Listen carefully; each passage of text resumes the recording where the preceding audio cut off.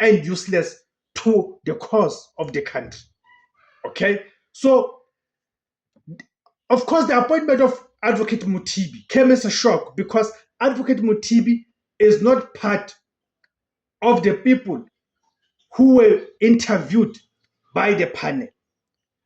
I'm not sure how many of you had expected this move to happen, because I believe everyone had their eyes and their focus on the people that were interviewed by the panel. Okay, so indeed this becomes a surprise selection in a move that caught South Africa's legal and political circles off guard. President Cyril Ramaphosa has appointed Advocate Andy Mothibi as the new Director of Public Prosecutions, NDPP. Okay, on the 6th January